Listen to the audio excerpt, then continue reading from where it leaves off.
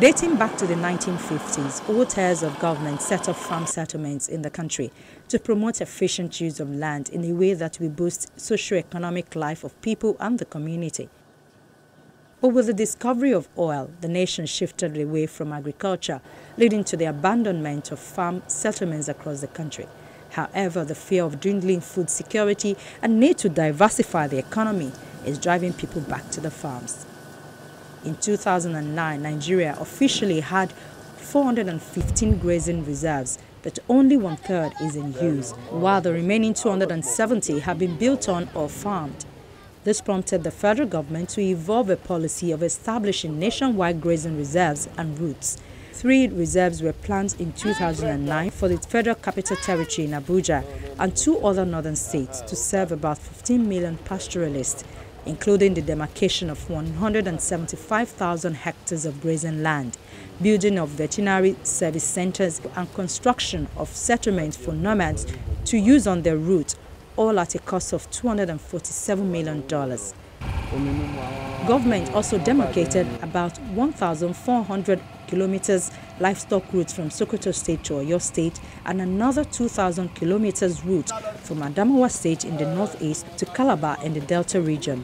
Almost a decade after, the state of the country's grazing reserves has remained unchanged.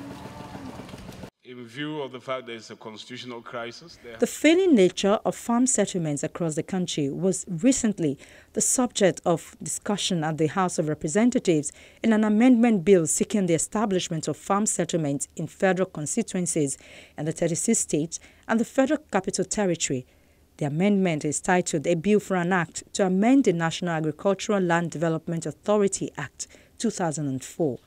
The bill seeks the establishment of farm settlements in the hinterland of various constituencies and says it will discourage rural-urban migration.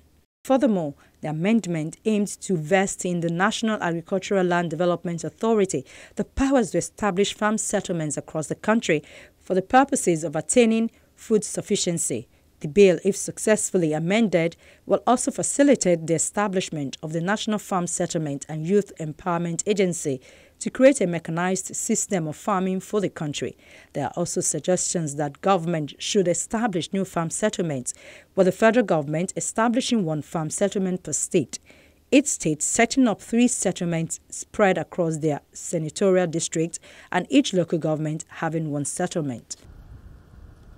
Some estimates suggest that during the 21st century, 2/3 of Nigeria's 11 far northern states could become desert or semi-desert regions. Besides provoking considerable economic and livelihood losses, this would force many more pastoralists to migrate southward, seeking more conflict with the growing farming communities. So the federal and state governments have been advised to intensify implementation of the Great Green Wall Initiative for the Sahara and the Sahel. 11 countries, Mauritania, Senegal, Mali, Burkina Faso, Niger, Nigeria, Chad, Sudan, Ethiopia, Eritrea, and Djibouti, have agreed to participate in the Great Green Wall for the Sahara and the Sahel Initiative, planting a contiguous wall of trees stretching 4,300 miles long and 9 miles wide across the entire width of the African continent, from Djibouti in the east to Senegal on the west. The Great Green Wall for the Sahara and the Sahel Initiative is a pan-African program launched in 2007 by the African Union. Its goal is to reverse land degradation and desertification in the Sahel and Sahara, boost food security, and support local communities to adapt to climate change. In 2008, the first trees were planted along the wall's path. Progress on reporting currently varies from nation to nation. The process is still in its infancy and will take several years to complete. Nevertheless, the project is already showing some success. A World Food Programme report from Senegal details how villages are now harvesting fresh fruits and vegetables from the dry desert sands, a byproduct of the Wall Initiative. Some 50,000 acres of trees have already been planted in Senegal. Desertification has emerged as a major planetary threat with particularly daunting challenges for Africa. Climate change has led to prolonged periods of drought and other symptoms of desertification which are being experienced by a growing number of countries.